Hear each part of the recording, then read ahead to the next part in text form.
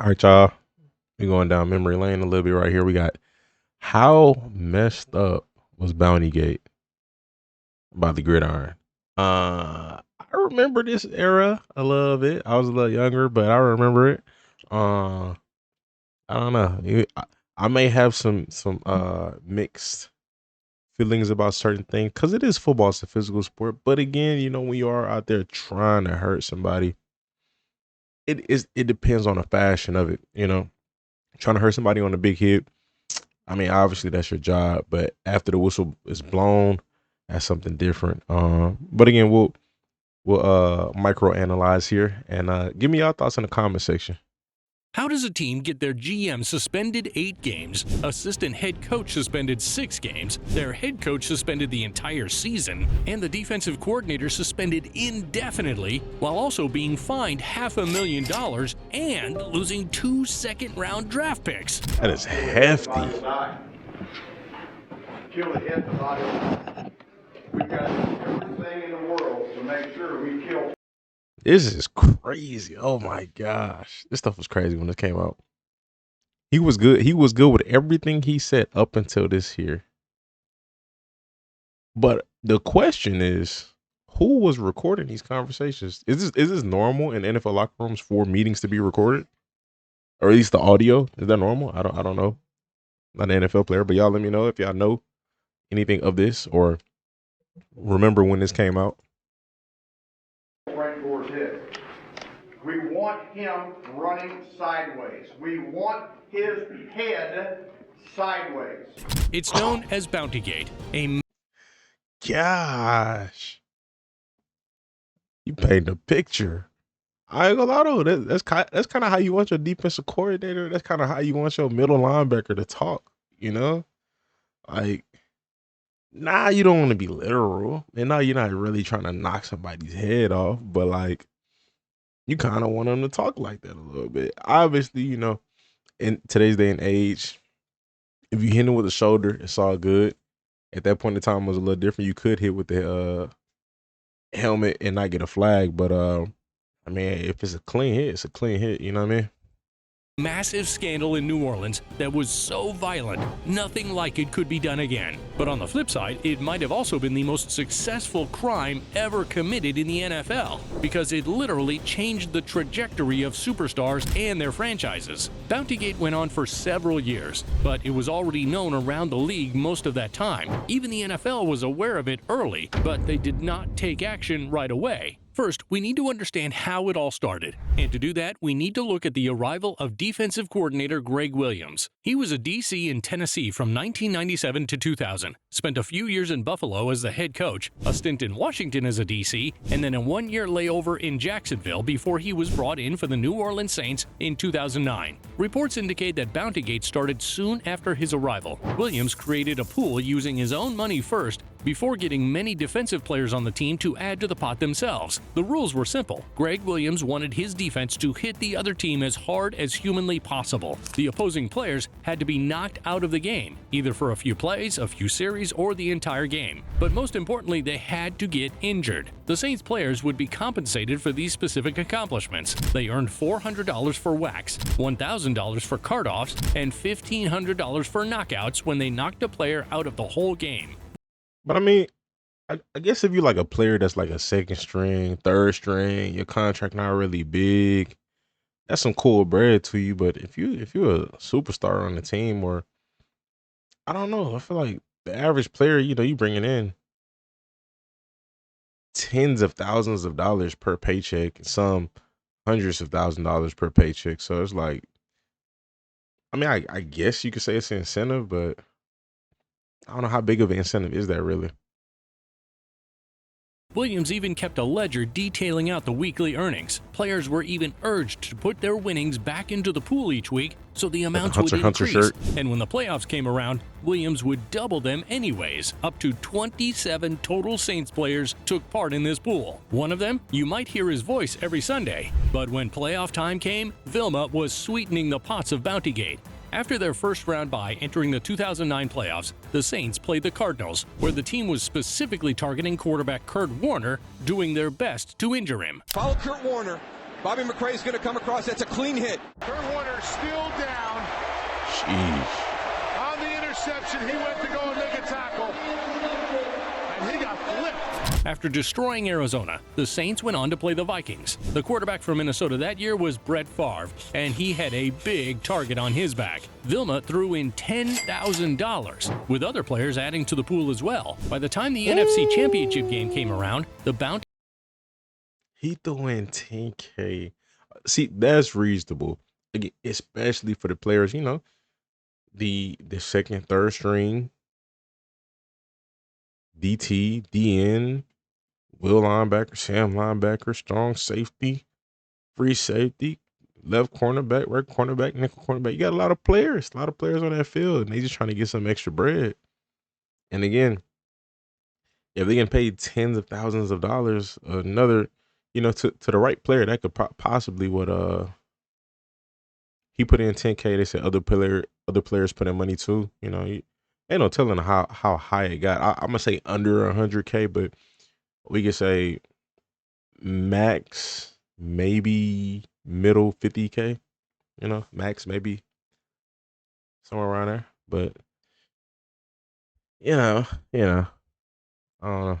Possible. on Favre's head was $35,000 for an injury that would knock him out of the game. That day, Favre took the biggest beating of his life. Dirty hit after dirty hit after dirty hit. The Saints ended up winning the Super Bowl that year. But once the 2010 offseason came around, there was some interesting developments. One, an anonymous player reported what was going on in New Orleans to the NFL. Additionally, a recently fired Saints defensive assistant, Mike Cerullo, contacted the NFL with the same allegations, claiming he kept track of pledges and payments made. This seemed credible, so the NFL brought it up to the Saints. However, every single player and team official denied them. Even the anonymous player later recanted his claims. This led many to wonder if the former employee was just disgruntled. This stalled the investigation for a long time, but the Saints owner Tom Benson realized what was happening. He ordered head coach Sean Payton and GM Mickey Loomis to shut down the program immediately. But they didn't. Bountygate was still alive and well the next season. With time, the program became even more malicious. It got to the point where Greg Williams was instructing his team to not just Hold on.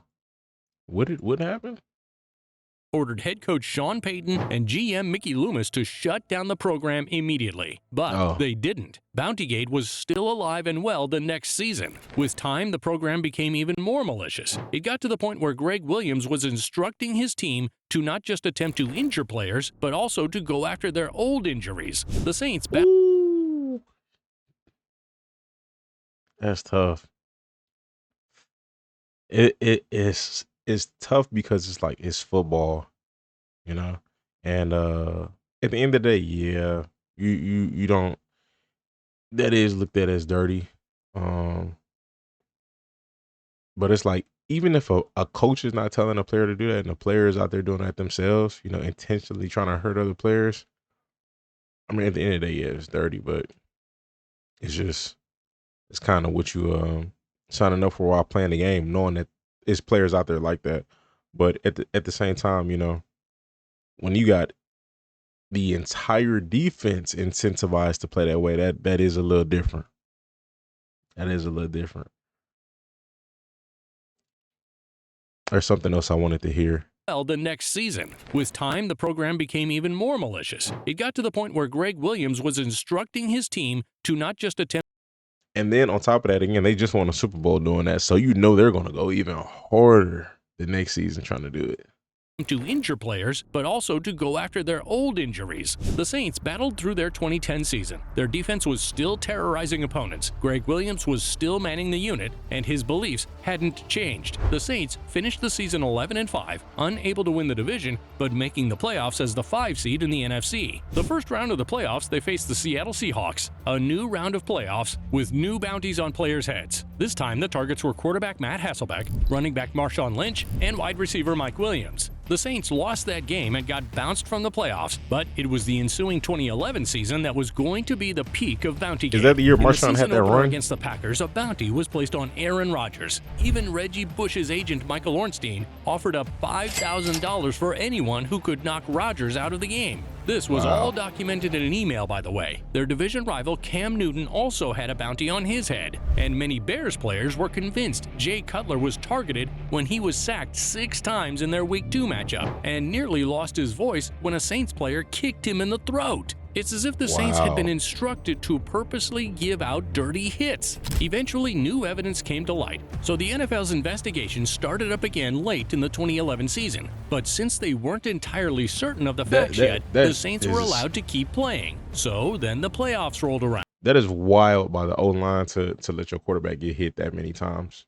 Seeing what's going on as well. Like, you know, to let him get sacked 6 times. Instructed to purposely give out dirty hits. Eventually, new evidence came to light, so the NFL's investigation started up again late in the 2011 season. But since they weren't entirely certain of the facts yet, the Saints were allowed to keep playing. So then the playoffs rolled around. They were the 3 seed and beat the Lions in the wildcard round. It was the divisional round. The Saints were set to meet the San Francisco 49ers, where the infamous audio was caught. We've got everything in the world to make sure we kill Frank Gore's head. It wasn't just Gore. Greg Williams wanted more pain. I wonder who for leaked number that. 10, Kyle Williams. We need to find out in the first 2 series of the game, the little wide receiver, number 10, about his concussion. We need to fucking put a lick on him right now. Specifically targeting a player's head who just recently had a concussion. That's pretty diabolical. And for others like Crabtree, they wanted to target elsewhere. He becomes human. You fucking take out that outside ACL. But perhaps the worst was what he wanted to do to the quarterback Alex Smith, rubbing his fingers together in a money gesture as he told his players to hit Smith on the chin. But he didn't just want to knock him down. Every single one of you, before you get off the pile, affect the head. Early, affect the head. Continue, touch and hit the head. Is he still coaching?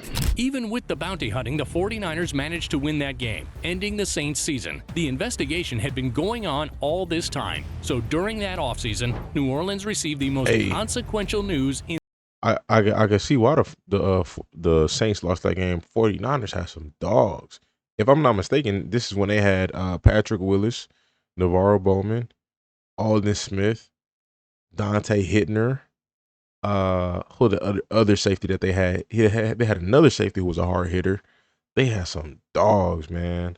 I'm looking up to see if Greg Williams still coaching. Oh, he's coaching in the UFL. Okay. Let me see if the team he coached did anything last year. Who was he coaching last year? DC Defenders.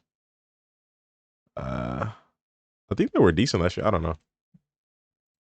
in their franchise's history. Nah, The Niners hammer has- was about they to had drop, some and once it hitters. did, everyone would be questioning the legitimacy of this team. Was Bountygate an ugly blemish, or was it a major scar that altered the future of the league? On March 2nd, 2012, the NFL had enough evidence of the bounty program.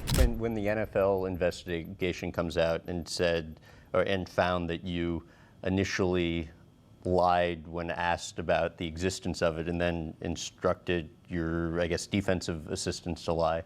With the league having over 18,000 documents, Peyton and Williams were forced to finally admit That's it. What do crazy. you feel like, looking back, you did wrong? Look, as a head coach, you're responsible for your staff. And when you have one outlying coach that is a little bit overzealous, you're responsible for that. The punishment soon followed. Sean Payton was suspended. Hey, that's how it is though with the investigations outside of NFL, just in real life, bro. That's how feds are. That's how police are. They gonna let you keep doing it and keep doing it and keep doing it, and then when they're ready, they'll already have enough evidence. But when they're ready, they got so much evidence you can't deny a single thing. I've seen it happen to people, bro. Suspended for an entire season. Smaller Greg Williams scales, was but- suspended indefinitely, and several of the That's what players it were is. suspended as well. Their suspensions ranged from several games to an entire season, like in Vilma's case. Still, many of the players were able to get their suspensions reduced by submitting appeals, as it was later determined they only participated but didn't organize Bountygate. That all came from Greg Williams. In fact, plenty of players from other teams began to come out of the woodwork, talking about similar programs that Williams ran there. A safety who played under Williams in Buffalo, Corey Wire, said that there were bonuses for leaving players seriously injured. 4 players and 1 coach from Washington talked about how their biggest payouts were for kill shots, which would earn them $8,000 each time. Tony Dungy was certain that Williams ran a similar operation in Tennessee and strongly believes Williams had put a bounty on Peyton Manning during their Super Bowl. It wouldn't be the first time a Greg Williams-led defense put a big hurting on Manning. When Williams was with DC and Washington, Peyton Manning took one of the most gruesome hits you will. I could just imagine how big that pot got during the Super Bowl. I guarantee you there's that pot was probably over 100K, maybe 200.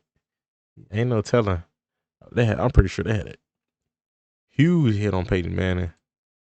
Huge pot. Well, here's another look at the hit on Peyton Manning. Joe Salavea got him stepping up in the pocket, and then Andre Carter and Philip Daniels, and that's the hit there. Philip Daniels. Oh my going up high on him around that's his neck. crazy. Manning had to come out of the game because he lost feeling in his neck after that high-low hit. Many believe that Oh, this was that's the hit that crazy. eventually led to Manning's complications with his neck, which led him to miss the entire 2011 season, eventually departing from Indy after that. Yes, that was one legacy that was altered, but it wasn't the only Wow. one. Going back to those 2009 playoffs when the Saints destroyed both Kurt Warner and Brett Favre, their final stop was the Super Bowl against the Colts. The NFL obtained PowerPoint slides that the New Orleans coaching staff showed players after defeating the Cardinals of Kurt Warner lying on the ground with a caption reading, "So we will just destroy each quarterback, leaving each team without a field general.